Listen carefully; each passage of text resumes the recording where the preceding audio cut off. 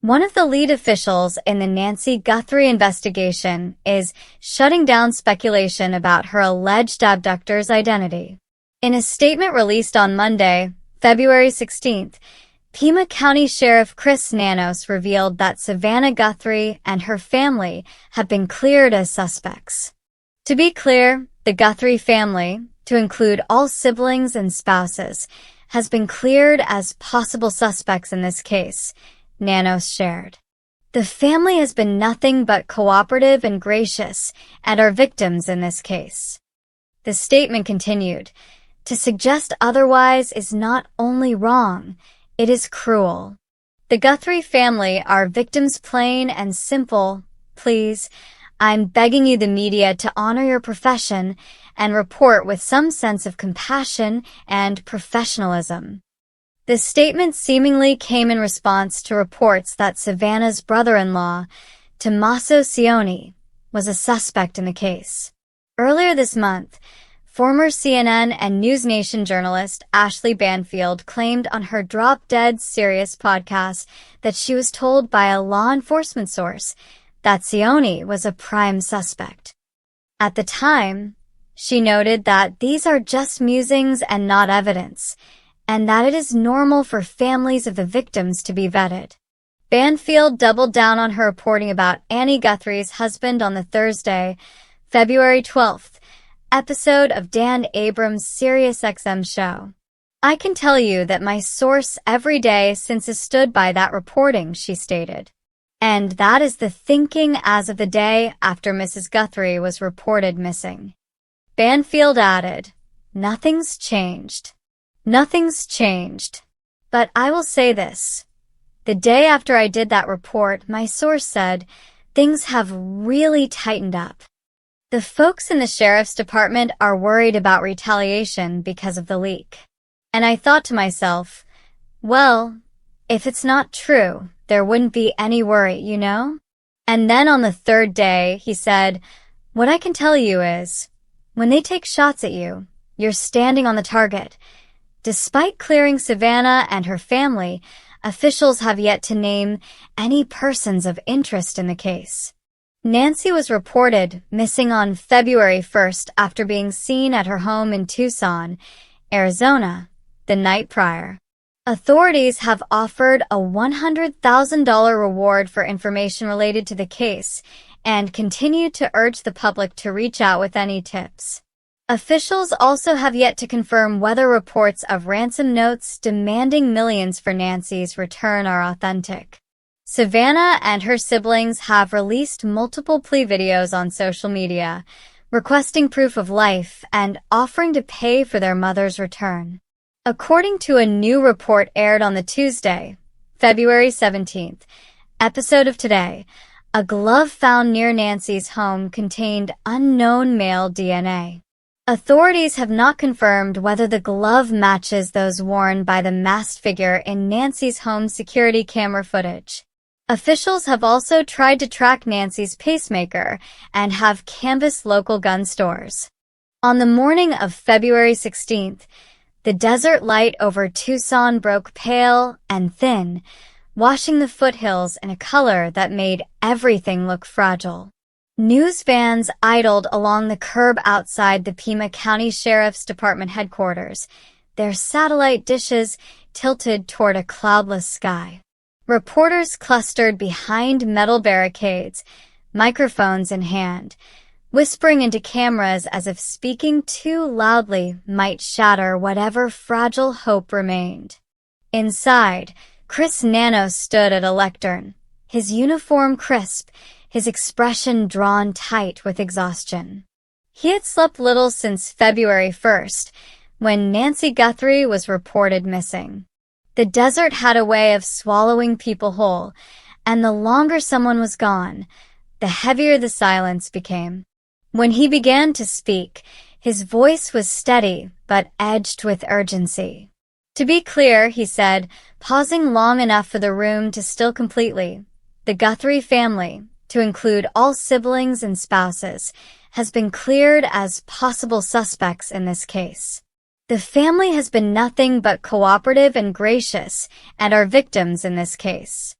Pens scratched. Cameras zoomed. To suggest otherwise is not only wrong, it is cruel, he continued. The Guthrie family are victims plain and simple. Please, I'm begging you, the media, to honor your profession and report with some sense of compassion and professionalism. The statement was brief, but its impact rippled outward almost immediately. For days, speculation had churned across cable news panels and social media threads. Nancy's daughter, Savannah Guthrie, a nationally recognized journalist, had been thrust into a nightmare that blurred the lines between her professional life and her private grief. Her brother-in-law, Tommaso Cioni, had found himself named in rumors that grew louder with each passing hour. The speculation had been fueled in part by comments from Ashley Banfield, who on her podcast, Drop Dead Serious, cited an anonymous law enforcement source, suggesting Cioni was considered a prime suspect in the early hours after Nancy's disappearance. These are just musings and not evidence, Banfield had said at the time, acknowledging that it was routine for families to be vetted. But the word prime carried weight. It lodged in the public consciousness, like a splinter. She doubled down days later on Dan Abrams' SiriusXM show, insisting her source stood by the reporting. Nothing's changed, she said. But I will say this. The day after I did that report, my source said, things have really tightened up. The folks in the sheriff's department are worried about retaliation because of the leak. In the Guthrie home, those words echoed like an accusation. Savannah had grown up under Arizona's expansive sky. Her mother, Nancy, had loved the quiet of the desert evenings, the way the mountains turned lavender at dusk, the way the air cooled just enough to invite conversation on the patio. Nancy was not a woman who sought headlines. She volunteered at local charities, hosted Sunday dinners, and remembered every birthday in the extended family. On the night of January 31st, she had been seen at her Tucson home, the porch light glowing softly behind her as she locked the door. By morning, she was gone. The home security footage, grainy and flickering, showed a masked figure moving with deliberate steps through the house. A single glove was later found near the property line, half hidden beneath a Palo Verde tree. Forensic teams recovered unknown male DNA from its lining. Whether it belonged to Nancy's abductor or someone entirely unrelated remained unclear. Authorities would not confirm whether ransom notes demanding millions for Nancy's return were authentic. The family had released multiple videos, their voices trembling as they pleaded for proof of life. "We will pay," Savannah had said in one recording, her eyes red but determined. "We just need to know she's okay." The investigation widened quickly. Deputies canvassed local gun stores, hoping to match recent purchases to ammunition found at the scene. Technicians attempted to track Nancy's pacemaker, searching for any signal that might pinpoint her location. The desert beyond the city limits was combed in grids, helicopters slicing across the horizon. Still, no named persons of interest. Within the sheriff's department, tension simmered. Leaks, real or perceived, threatened to undermine the case. Detectives who had spent years building trust in the community now found themselves fielding accusations online. Every rumor diverted attention from evidence. Every headline risked contaminating witness accounts. Sheriff Nanos understood the hunger for answers. He also understood the cost of conjecture. In the days after his statement, he met privately with members of the Guthrie family. They gathered in a quiet conference room away from cameras and flashing lights. Savannah sat between her siblings, her hands clasped tightly in her lap. "I know this is unbearable," Nanos told them, "but we're following every lead. We need the public's help, but we need it focused on facts. Outside, a $100,000 reward was announced for information leading to Nancy's recovery. Tips flooded in, some promising, most not.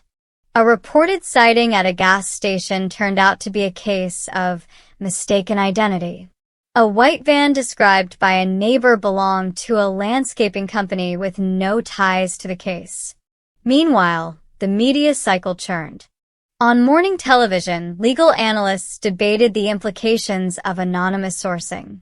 Was Banfield irresponsible, or simply doing her job? Was the department overreacting to scrutiny? Panels split the screen between footage of Nancy's smiling family photos and images of desert search teams marching in formation. Savannah, who had spent years reporting on other families' tragedies, now watched from the other side. She understood how narratives formed, how quickly a theory became a presumed truth.